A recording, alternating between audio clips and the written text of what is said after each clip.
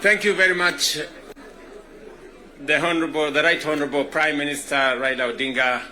Ladies and gentlemen, let's take our seats. Thank you very much.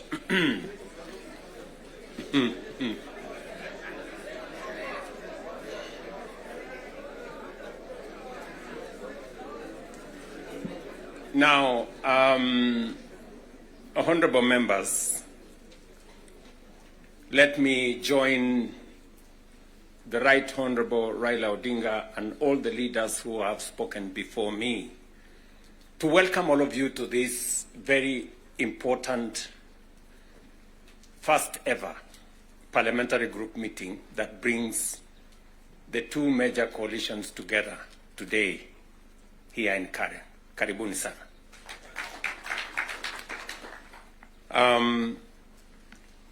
The Right Honorable Raila Odinga has given us the context of why we are meeting here.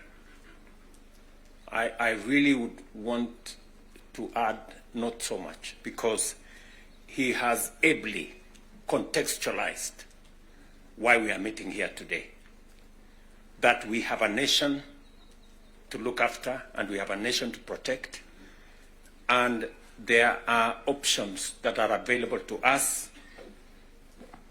and I think we chose to protect the nation called Kenya by our coming together.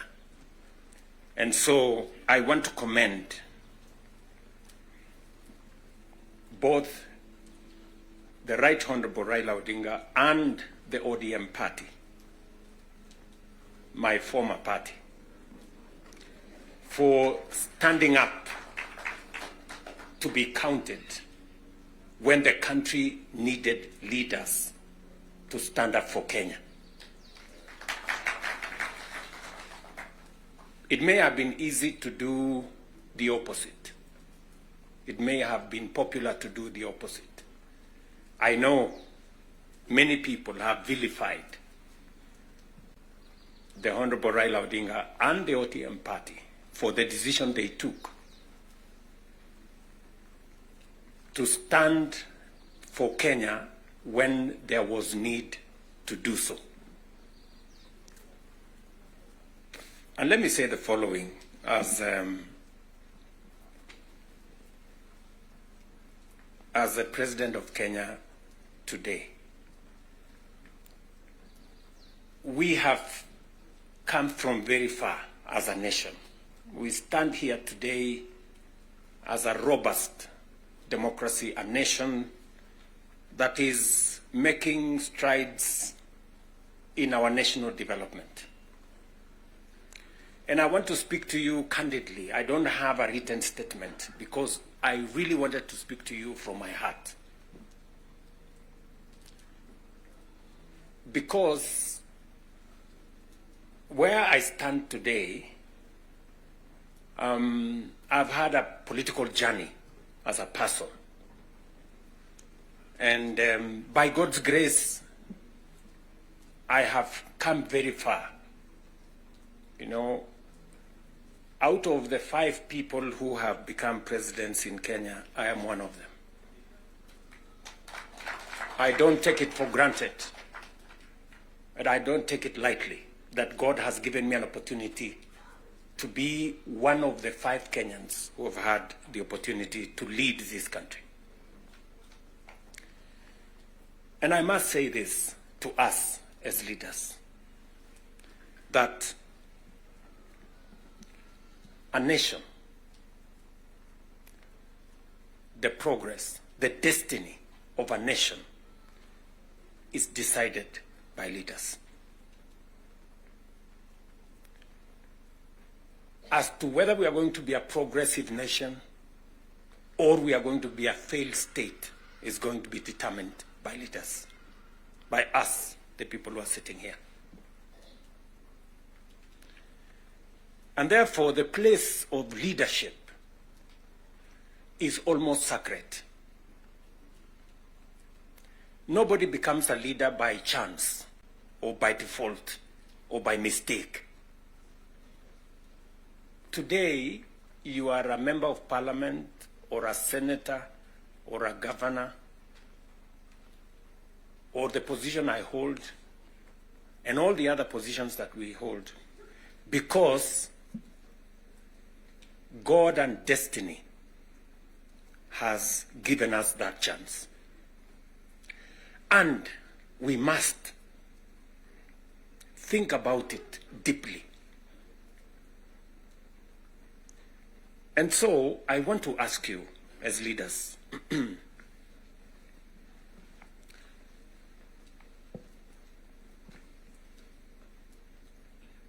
the Honorable Prime Minister has given us a history of countries. I will add to that list 2 countries. Singapore and Kenya were the same countries 60 years ago. Malaysia and Kenya were the same 60 years ago. But today, we play in different leagues. They have managed to progress to the first world. We are still where we are. The difference between what Singapore has become and what we are is leadership.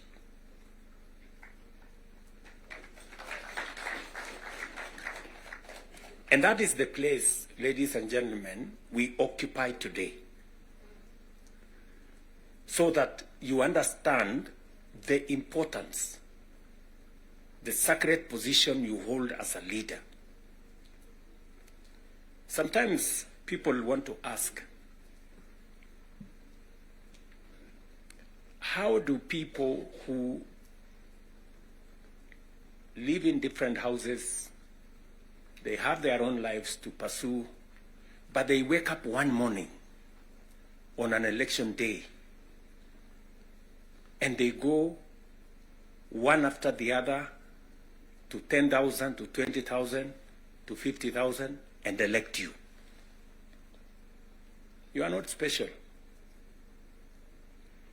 But it is a moment that God has given us as leaders. And therefore, we must do whatever we are doing, knowing very well that we have a heavy, almost sacred responsibility to the people we lead and to the nation of Kenya.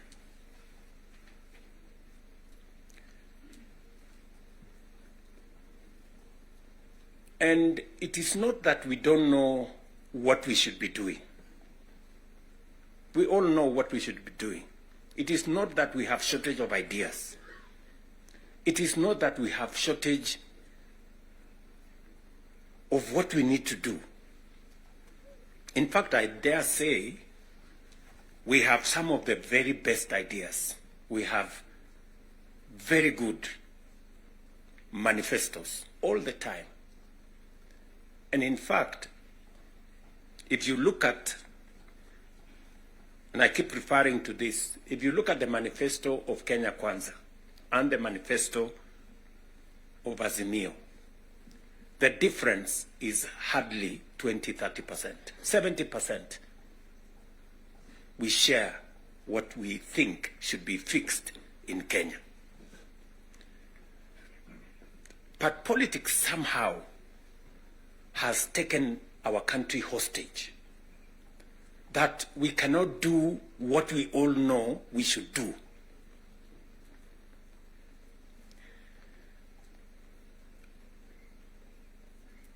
I have said that the difficulties that I face today as a president in Kenya are self-imposed. You know, I imposed on myself all these difficulties. Implementing the new funding model, implementing SHA, implementing housing, doing all those things. If I hadn't done any of those, I would be a very popular person, and but the country would not have moved anywhere. I am confident that if Raila had become president, he would be doing what I'm doing. Yes. He would be implementing SHA. He would be implementing housing. He would be doing reform in the education. He would be doing reform in agriculture. I know that for a fact because I have been in his school of leadership. That's the correct position. And he would be as unpopular or as he'd be having the same difficulties that I have today. But these are necessary for Kenya to change. Friends, we cannot change the country otherwise. And that is why he has the courage to stand here and tell you, let us stop the extortion. Yes. Very few leaders can stand here and tell you to stop the extortion that is going on in Parliament. I'm telling you the truth. Very few leaders. Because we like making peace with mediocrity. Oh, and they're trying to explain things that we shouldn't be explaining. Now let me ask you, friends, we are all friends here. Yeah, we are one team, or so I guess. This fellow who is called chairman of welfare in committees, what is their job? What is their job? Extortion, that's it. And that is what Prime Minister is saying.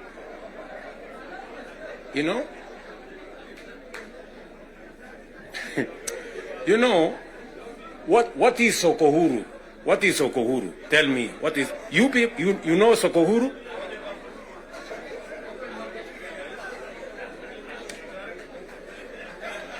So, let me tell you.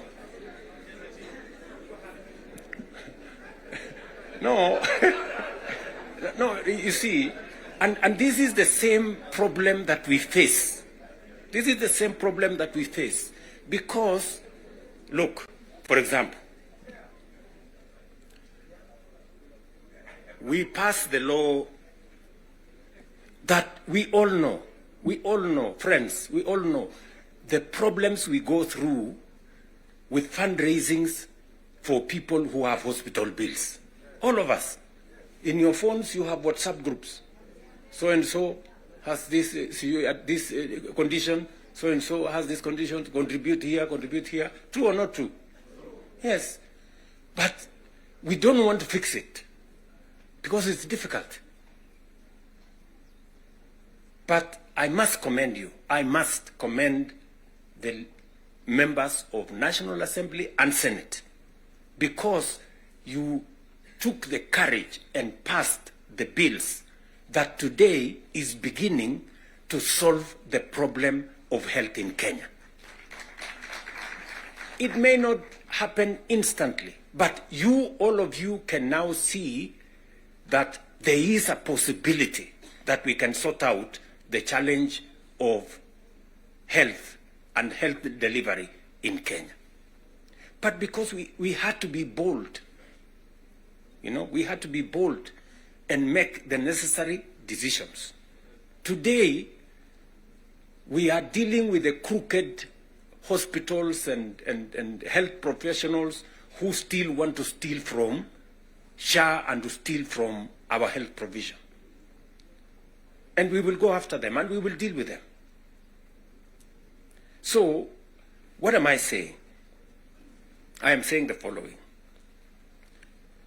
If we have to change Kenya, my friends, we have a historic opportunity today with this broad-based government, we have a historic opportunity to unleash the full potential of Kenya. We all believe, I do, that Kenya is a very great country, this country of ours. There is absolutely no reason why Kenya is not like Singapore. We have what it takes. Let me repeat. We have what it takes to measure up to the countries in the first world. Yes, we do. Yes, we do. But we are playing in the wrong league because leadership, me and you, are refusing to stand up to what this country needs. I really want to persuade you guys. I really want to persuade you friends. Yeah? This is not about William Ruto. I am here today, I will not be there tomorrow. This is not about Raila Odinga. Right? It's about the country called Kenya, where today we have the privilege to be the leaders, to be the decision makers, to decide which way Kenya. It is us who are seated here. It is us. And we have the historic opportunity to make this country what we have always wanted it to be, but it has not been. As I have said,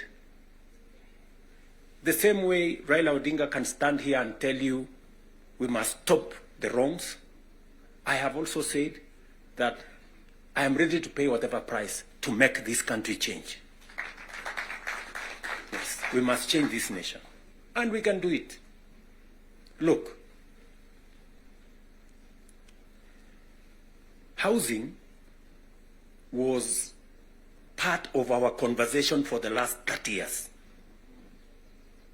Yes, we've always talked about housing and how important it is and how it is going to create jobs, how it is going to stop land fragmentation, how it's going to allow us to produce, to save land that is meant for food, how we are going to have decent housing, how we are going to reduce on slums, how we are going to have decent livelihoods. We've always said that. The Right Honorable Raila Odinga tried with the first slum upgrading projects. We started there. The housing levy, go and read the Azimio Manifesto. Read the Kenya Kwanza Manifesto. It is there. It is there in both manifestos. We now are seated here and we have the opportunity to implement what was in the Azimio Manifesto and what was in the Kenya Kwanza Manifesto. Friends, why don't we just do it? Why don't we just do it? We will do it? Yes. Let us just hold out and look. You can see for yourselves how transformational it is. Today, using the housing levy, we are not only doing housing, we are doing markets, we are doing hostels. And I promise you, what you see in Mukuru, what you see in Kisumu, because I have been there with Baba here, what you see in Eldoret, what you see in Nakuru, what you see in Kiambu here, what you see in almost every part of Kenya, is just housing implemented for 2 years. And you can already see the kind of impact it is having, the number of jobs it is creating, the way it is bringing change in our towns and cities. Friends, if we were to do this for 10 years, if we were to do this for 20 years, and this is a project that has been delayed, we are supposed to have done this 30 years ago. Tell me, if housing was implemented 30 years ago, how Kenya would be looking today. We wouldn't be different from Singapore. We may have started late, but we now have a chance to do it. I want to ask you, I want to request you for us to come together. And we are not coming together so that any one of us can get anything. We are coming together so that we can transform this country. And it is possible in our lifetime to change Kenya. In our lifetime. We now have maybe 320, 350,000 young people working in that space. We could double that to 700 in the next 2-3 months. we could scale up that to 1 million by next year. And we can energize the transformation of our country. That is why we are sitting here. That is why Baba and I have called this PG. Baba has told you we are here for Kenya. I am buttressing what we are saying, what he is saying, by telling you what we can achieve together. What we can do in our agricultural transformation. If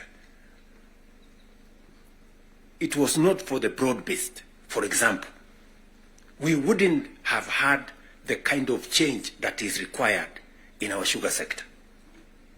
And I want to tell you, watch this space. In just 2 or maximum 3 years, Kenya will be a net exporter of sugar. Just 2 or 3 years.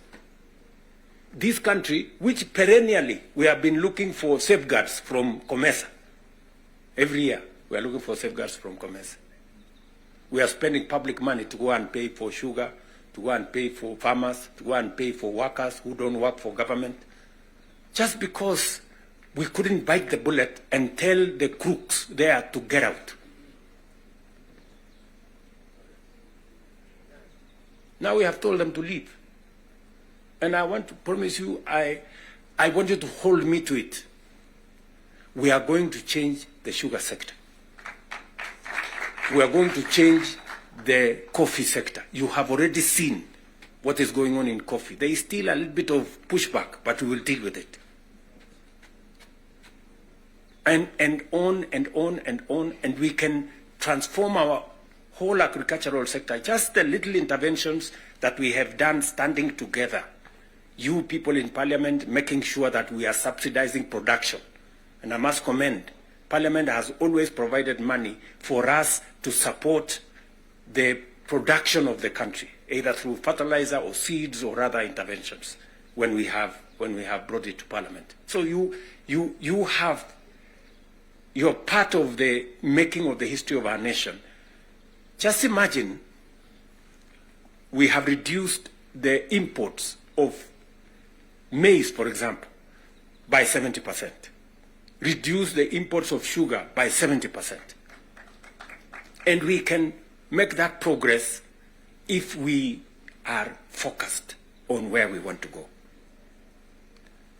And that is the reason why we have to make the decisions that we have made work. It is the reason why Baba and I have appointed Agnes Zani and her team, so that what brought us together, we don't forget. The 10-point agenda that we have signed buttresses what is actually in our manifestos. The NADCO report, we all know what it is supposed to achieve. And if we stand together, we can achieve all the legislation that is recommended by the NADCO report. Parliament has what it takes, to do this. For Kenya, we can do it. And I want to persuade this PG to work with us and for all of us to be committed to this exercise. Protecting devolution. There is need for us as a nation to distinguish between governance and devolution. The governor is not devolution. The governor is a person.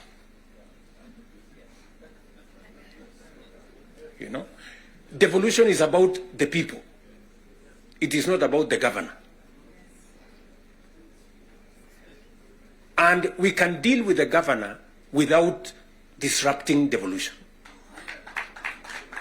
if there is need to.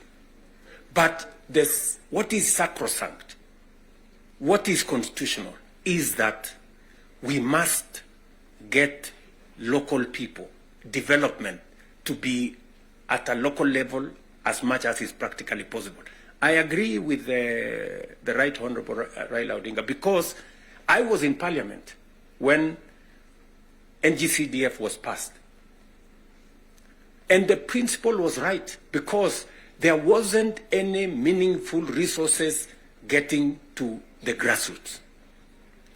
And the big push for devolution in the constitution-making process was three principles: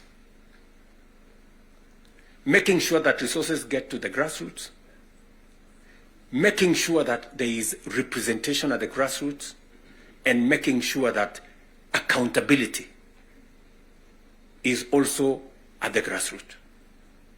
So we need a conversation. You know, there are legitimate concerns on how resources are being spent at the counties. There is. We cannot also run away. There is legitimate concern. Let me ask, for example, the latest Sokohuru in the Senate.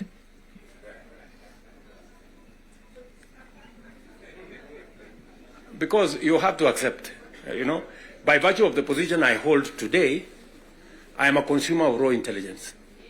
I know what's going on. Where does somebody find 150 million? Where? Huh?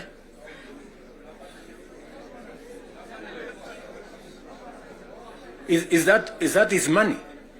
That is money that belongs to the county. Is that correct or not correct? Yes. Let me ask you, members of parliament who are seated here. Do you, for example, know, do you, for example, know that a few members of your committee collected 10 million shillings so that you could pass that law on anti-money laundering? Did you get the money? No.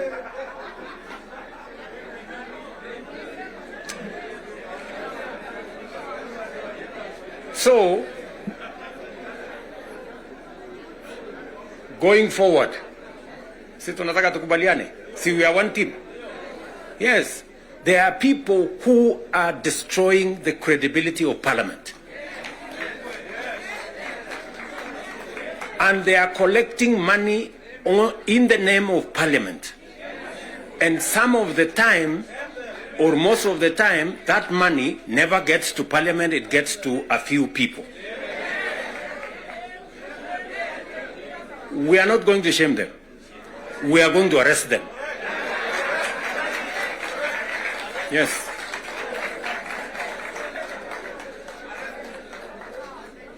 Do we agree?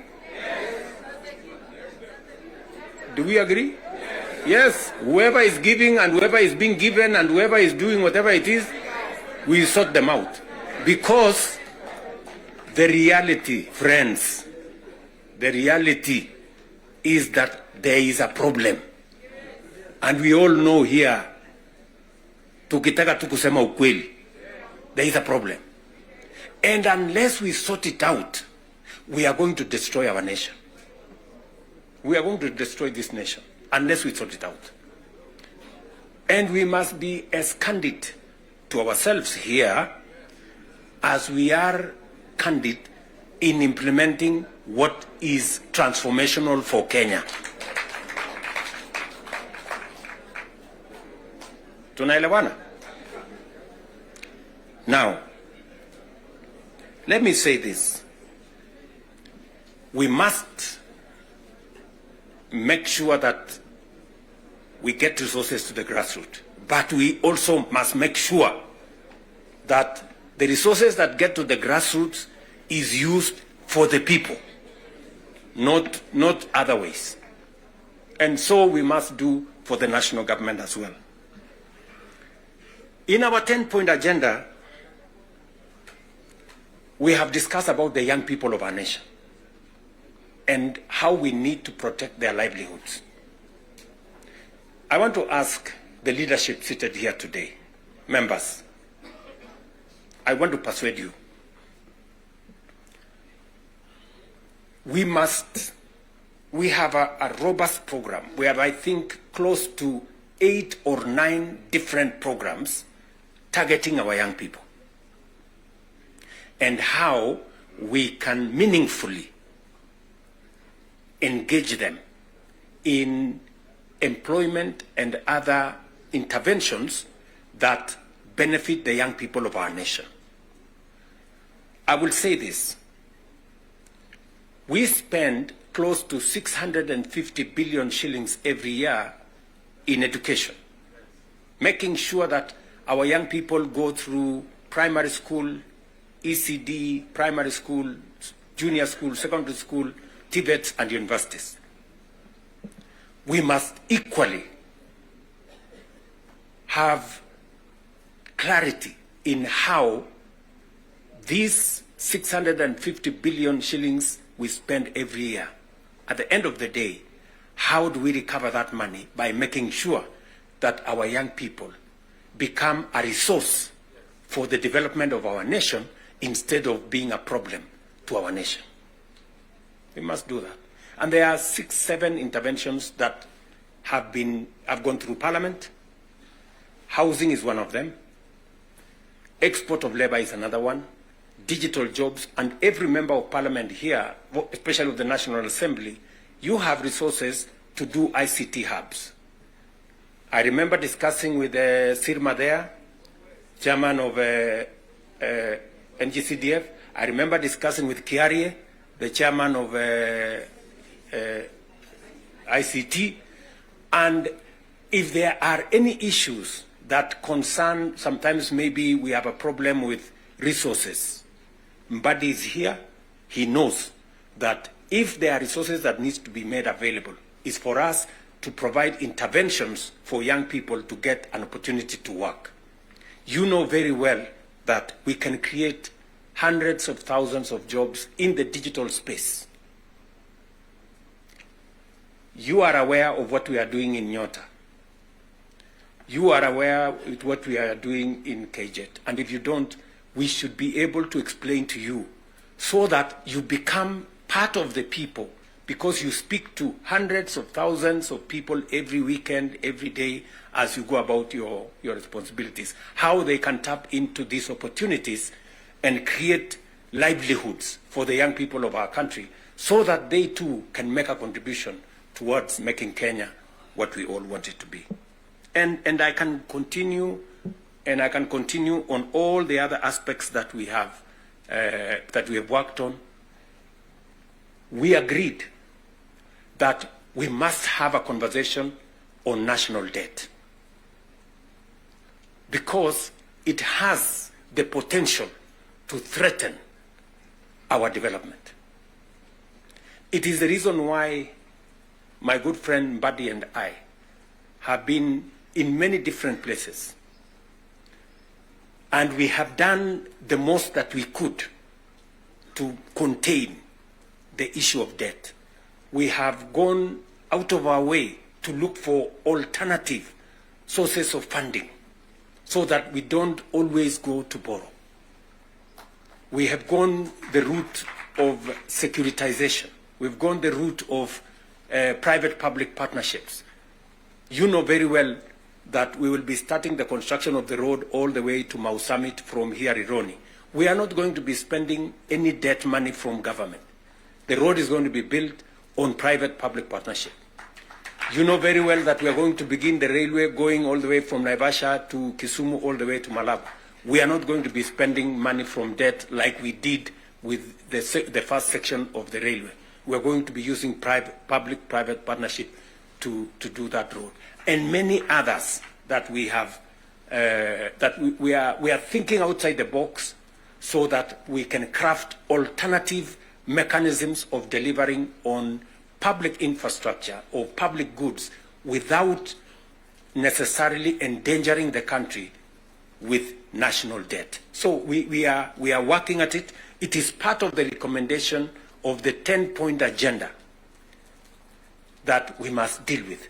And we are seized with that matter. We will be giving, Mbadi and company will be giving a report to Zani's committee on what practical steps are we making to respond to the issues in the 10-point agenda. What are we doing about the young people? We will be able to tell Zani and the PG, and the PG should be there to monitor what we are doing so that we not only do it for us, but we also do it for the people that we represent. And finally, because I do not want to belabor the point, I said we have a historic opportunity. It is not always that protagonists come together to look at the greater interests of the country. But God has given us this opportunity. And I must commend Baba here, because very few leaders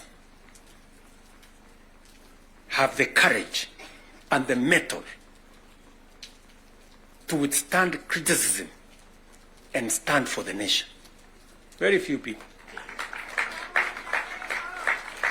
Very few people. Many people look for what is convenient, what is popular, even if it is wrong, and they want to pander to it. But when a nation's destiny is at stake, you need statesmen, you need people who have the courage to put Kenya first and everything else secondary. So, what am I saying in conclusion? I am saying Zani and team have a job to do. They will be briefing Right Honorable Raila Odinga and myself on what needs to be done. We will be able then to guide what will be happening, what the executive need to do, what the legislature, the role the legislature need to play, and the role others may need to play. And as we do that, we will need another opportunity to be granular. Today was the first occasion for us to deal with this. But down the road, we need to bring the members of the executive, at least the ministers, to come so that we can have a meeting of minds between the executive and the legislature on matters that are of national importance. Further down the road, we may need that engagement. Maybe not in a sitting like this. Maybe we can organize a retreat for 2 or 3 days so that the questions I see members of parliament asking on some of the programs, we can fully understand the import of the programs we are running, what they are meant to achieve, the transformation that is supposed to happen, and how we position ourselves to make sure that we provide the push necessary for that transformation to happen. Again, focusing on the greater picture, the bigger picture of our nation. So, ladies and gentlemen, I want to say thank you very much for coming for this session. I know we will listen to you by way of feedback on some of the things that you want us to respond to. We are here because we are one team and we want to succeed together. And we want to make sure that none of us is left behind. Are we together? So, mimi nimesema asante sana. If there are any questions directed at